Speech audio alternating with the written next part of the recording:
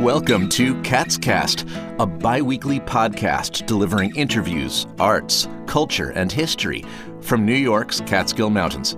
Please subscribe and be the first to hear all the great content, from quick interviews with Catskill's locals to full-length audio driving tours and fully produced audiobooks. In this first episode, we take you on a tour of the Northern Catskills Mountain Cloves Scenic Byway. You can listen anywhere, but for the best experience, it's designed for a westward drive from Palenville, New York to Hunter, New York. This is the main stretch. In future episodes, we'll post side excursions, so please don't forget to hit that subscribe button. In this episode, learn about painter Thomas Cole and the Hudson River School.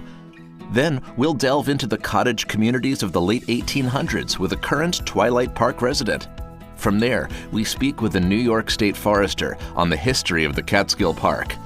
Then we're off to Tannersville to meet the mayor, followed by a chat with Hunter Mountain's Gary Slutzky. Without further ado, welcome to this inaugural episode of Catscast.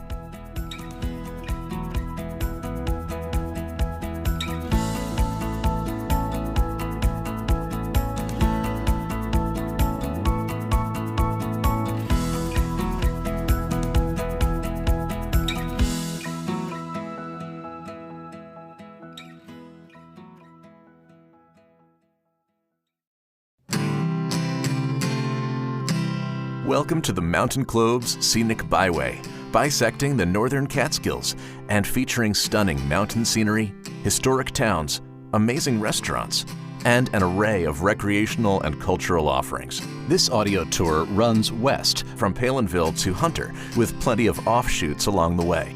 You'll hear from historians, outdoor guides, and local experts. We start in the 1830s, when the paintings of Thomas Cole attracted early tourists to the Catskills. From his home in Catskill, New York, Cole walked a westward path and set up his easel in these mountain cloves.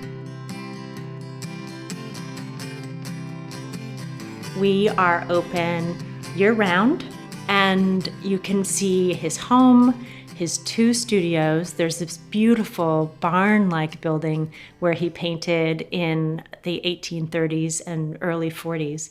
And then there's this magnificent Italianate style studio. It's like a little jewel box where he painted for the last years of his life. Betsy Jacks is the executive director of the Thomas Cole National Historic Site. Thomas Cole is best known for launching an art movement that we now know as the Hudson River School, a style of art, a style of landscape painting that is known for its grandeur, the feeling of awe when you look at the landscape. Paintings before that time in America were most frequently house portraits or very tame farmland or village scenes and things. The Hudson River School paintings are completely different in feeling. When you look at them, there is an element of the sublime. Thomas Cole's paintings in many ways launched the first tourism movement in America. He painted the scenes around here and then caused people to want to come and see them. The beginning of his career, there was a beautiful new hotel that was built right on a ridge overlooking the entire valley called the Catskill Mountain House. And that spot is now part of Catskill Park, so you can visit it and see that magnificent view. So that hotel had just opened when Thomas Cole first came to this area in 1825. He then painted the falls and the views and the magnificent scenery and really spread the word that this was a place you had to see. Thomas Cole was very early to American landscape painting. He started that movement, and it was decades later that other artists started jumping on the bandwagon and painting in this style. He launched a movement that would last over 50 years and encompass hundreds of artists. And over the course of his lifetime, he became extremely well known and celebrated as America's greatest landscape painter. Today, as you go from east to west through Catskill Clove, you will see many of the sites that Thomas Cole made famous with his paintings. One of the most dramatic, certainly, is Catskill Falls, which is a double waterfall that is one of the highest in New York State. A little further along is a place where you can enter the North-South Lake campground. And in there are many incredible views. Thomas Cole would strap his supplies on his back. He carried with him his three-legged folding stool and his traveling easel, all of his paints, and then he would walk. It's about 10 miles from the Thomas Cole National Historic Site, where he lived, to the base of the mountains. And he loved to walk, so 10 miles was nothing to him. The lower hiking trail to Catskill Falls starts at a smaller waterfall at a horseshoe bend in the road. Just a bit further is a parking lot for that trailhead. Continue on though, and you can take North Lake Road to more ample parking and the Upper Falls trailhead. More on that later. If you're driving west and look to your left, you may spot a smattering of cottages clinging to the mountainside. This is Twilight Park, where Joanne Ainsworth resides. During the late 1880s, people from the major cities of New York, Philadelphia, and Boston were looking to escape the heat of the summers in the cities and the malaria. And so they were intrigued by these mountains. They, of course, had been introduced to them with the Hudson River School of Painters. Transportation had become easier. There were many train lines up here onto the mountaintop. And so travel up here, it was arduous, but they were able to make it up in a day's journey. And so people were looking to create cottage communities where they could come up for an extended time and not be living in an inn or a fancy hotel. And so 3 mountaintop residential communities, Twilight Park, Onteora Park, and Elka Park, were founded all around 1888. Twilight Park was the child, really, of the Twilight Club that existed in Manhattan in the 1880s. And gentlemen of all walks of life would gather at twilight at places like Delmonico's for dinner, and then after dinner they withdraw for cigars and brandy. And somebody, a member of the club, would espouse the topic of the day that was of interest. One we always chuckle at was, should our daughters wear corsets? Another evenings was our educational degree. Was it worth it? The 3 parks on the mountaintop are the types of places where what we call cottages or Victorian homes are handed down from generation to generation. However, there are many new people who have come to these parks over their 125, 30 years, and they're the people who are still looking for the same types of things, a very low-key life that's really based, on hiking, enjoying the out of doors, the fellowship of friends with similar interests. You may travel all over the world, and yet there's nothing quite like coming up that twisted 23A, as we call the Rip Van Winkle Trail, and seeing the mountains on either side of you. And whether it's a blue sky, sunny day, or a day that's filled with fog, there is just an otherworldly feeling to the area. The simple pleasures of just getting outside in nature. For some who want major hikes up mountains, you can do that. A simple walk on a rail trail is another thing, just to get outside and see the sights, to hear the water of a creek, to the smells. Those simple pleasures are timeless and universal. This episode is sponsored by Mama's Boy Burgers. Every Mama's Boy burger is made from local, humanely raised, grass-fed beef, right here on the mountaintop. Stop in for a burger, fries, and a milkshake, or for a cone of creamy frozen custard. Mama's Boy Burgers is located at the only traffic light in Tannersville, open daily at 11:30. Great food in the great outdoors. Mama's Boy. My name is Brian Ellis. I'm a forester for the New York State Department of Environmental Conservation, and I'm in charge of forest stewardship in the Catskill Falls and North-South Lake area. The Catskill Park was created in 1885 by legislation, and then it was further protected in 1894 by amendment to the New York State Constitution. It's a wide area that encompasses 4 counties, the northern half being Greene County and Delaware County. It's a mix of public and private lands where people are allowed to come and recreate, hiking, camping, mountain biking. We have a number of trailhead accesses to areas like the Devil's Path, the Escarpment Trail from Windham all the way down to Hunter. The Northern Catskills has some really dramatic hikes, the Devil's Path being one of the most challenging hikes in the Northeast, 26 miles long. In addition, up at Windham, we have extensive mountain bike recreation as well on Elm Ridge Wild Forest that has become very popular in recent years. The Hunter area and North-South Lake area has been a destination for people for many, many years looking for dramatic views of the Catskills, of waterfalls like Catskill Falls, as well as, the towns in the area. So the Hunter Fire Tower is the highest elevation fire tower in New York State, accessed by a number of different routes, either up the chairlift at Hunter Mountain, the Becker Hollow Trail, or the Spruceton Trail. Most people come up to Catskill and North-South Lake area through Route 23A. Historically, people have parked at the bottom of Route 23A to access Catskill Falls from the bottom. In recent years, the Department of Environmental Conservation has tried to get people off that winding corridor, and we have parking lots at Laurel House Road and Scott Road as well. Take North Lake Road to access both the Laurel House Road and Scott Road parking areas.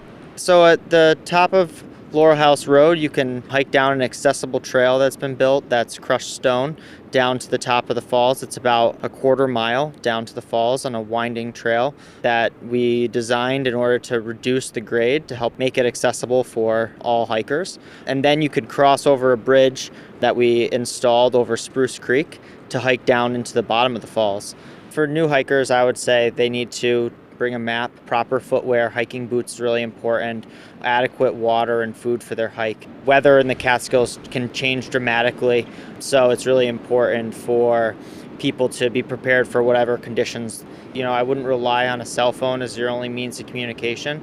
And, if there's a sign-in register at a trailhead, that's always important to sign in so our rangers can help locate people in case there is an issue. And it also helps our managers like me to understand how many people are coming out on the trail so we can best direct our resources to those high-use trails. In some of these high-use areas like Catskill Falls, since we have so many people coming here each year, it's really important to carry in and carry out any trash that they would bring in, as well as try to stay on the trails. Just, a few passes over a non-trailed area can really start to cause erosion, damage plants that are there, especially in these wild areas like Catskill Falls. It's really important for people to, pick up after themselves when they're out there to help protect it and help make our job easier when we're trying to manage it.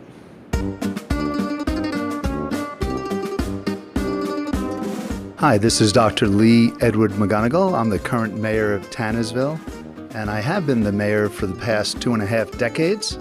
Tannersville is, by elevation, the highest incorporated village in the state of New York. Tannersville is very fortunate to have the backing and the support in perpetuity from the city of New York to ensure clean water to the city of New York.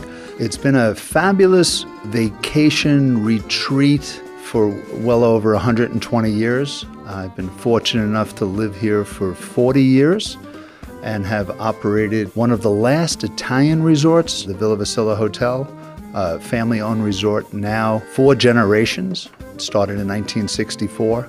Tannersville, which has always been a great mix of different communities, was known as the Italian Alps, and now Villa Vasilla being one of the last surviving resorts of that style with an Italian flair.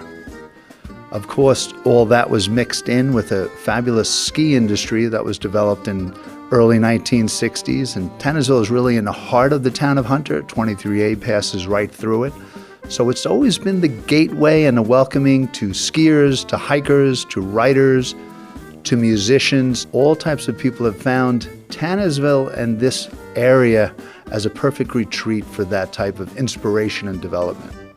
I'm originally from Long Island, and loved skiing and checked into the Villa Vasilla on New Year's Day in 1982 and met this beautiful girl behind the front desk, and it was love at first sight. I think anyone that visits Tannersville will have the same experience that we do. The grandeur is unbelievable, the natural beauty. You can stand on Main Street, look out, see the valleys, see the mountains, see the beautiful skies, and say, wait a second, this is a special place. There are a lot of second homes in Tannersville, along with our beautiful resident community that has been here for generations.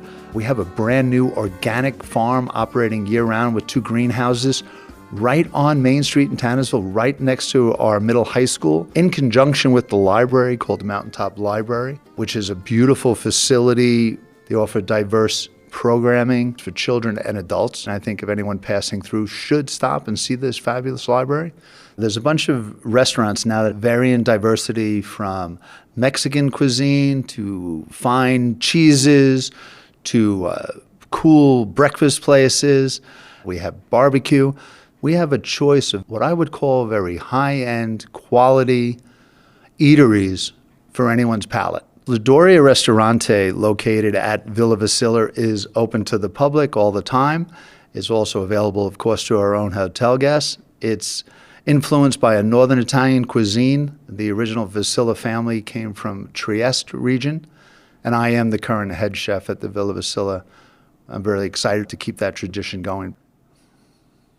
Some of my favorite stuff in Tannersville, hiking and the bike path called the Huckleberry Trail, that has now been connected all the way to North-South Lake. The views are spectacular from the railroad beds. You're not going to believe it. You're going to feel the energy that railroads used to run on these old tracks.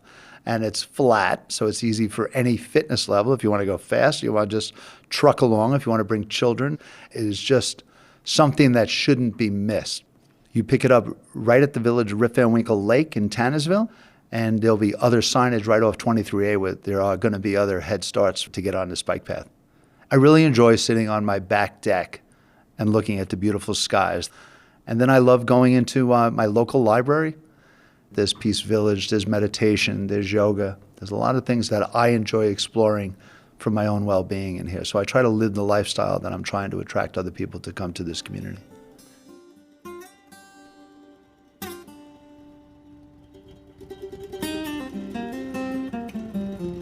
Coming up 23A from Palenville to Haines Falls, as we call it, the mountain road. I've driven it tens or hundreds of thousands of times in my life. I ride a motorcycle, a large motorcycle, and I love riding that mountain road. And riding around on a motorcycle up here is phenomenal. As a matter of fact, over the last 10, 15 years, it's like exploded with motorcycles riding through the area in the summertime. I am Gary Slutzky. I live just outside the village of Hunter, within the town of Hunter. I've lived here all my life.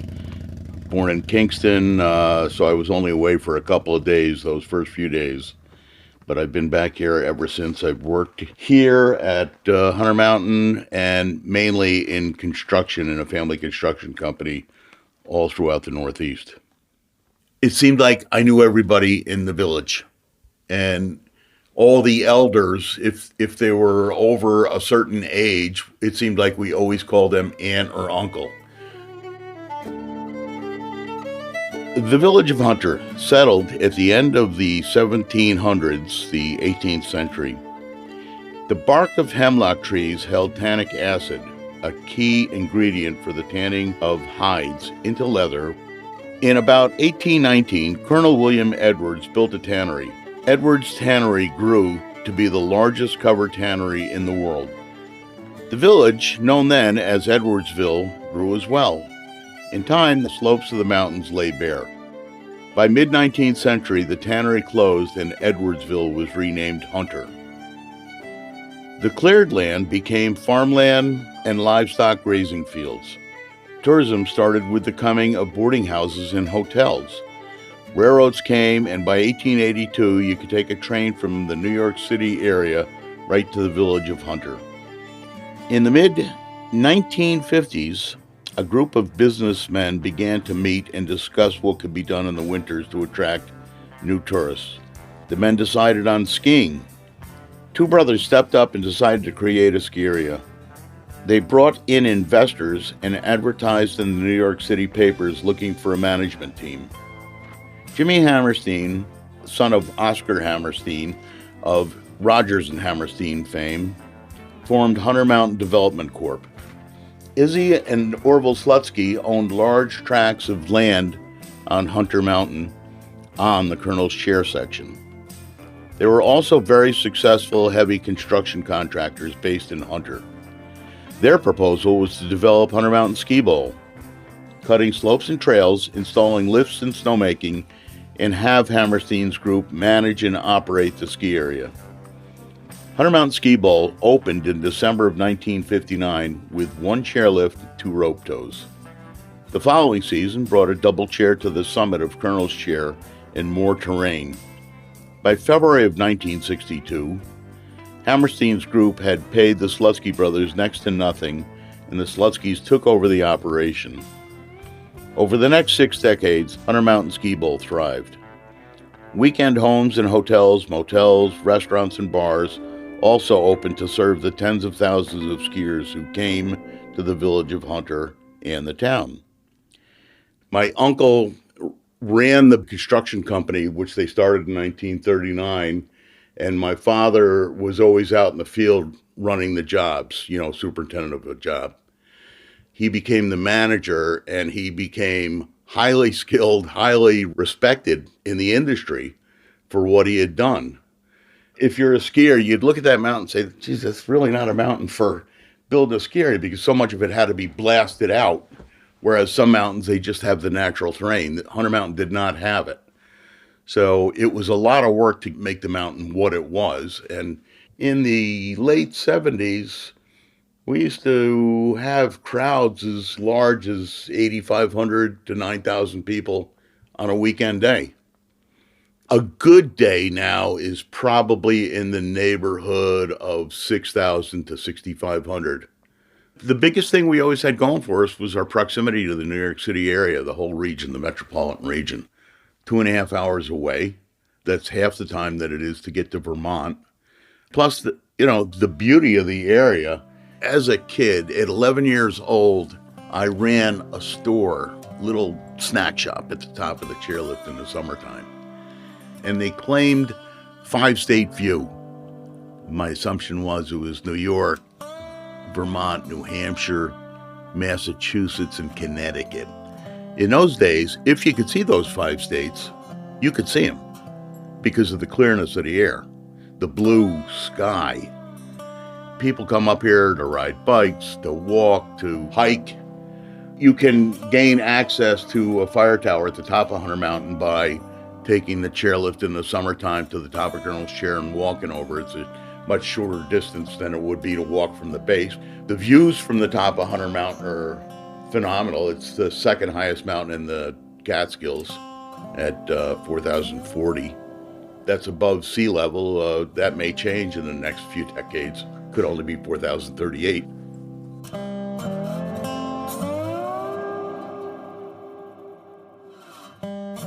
We hope you've enjoyed this audio tour of the Mountain Cloves Scenic Byway. Audio production by Silver Hollow Audio in coordination and with the support of the Mountain Cloves Scenic Byway. Music in this episode by local musicians Jim Plank and Josh Roy Brown. For maps, more information, or a CD copy of this tour, please go to mountainclovesbyway.com. That's mtnclovesbyway.com. Thanks for tuning in to episode 1 of Catscast. Don't forget to subscribe, and you'll hear from us again in 2 weeks.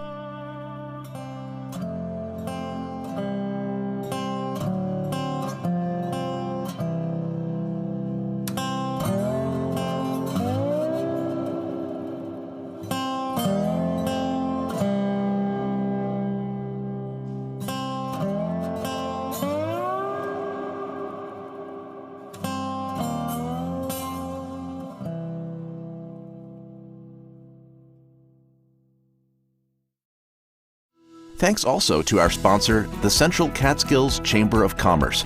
providing services to businesses, community organizations, and local governments in the Central Catskills region. Follow the Central Catskills Chamber of Commerce on Facebook and sign up for a weekly email of local events at centralcatskills.com.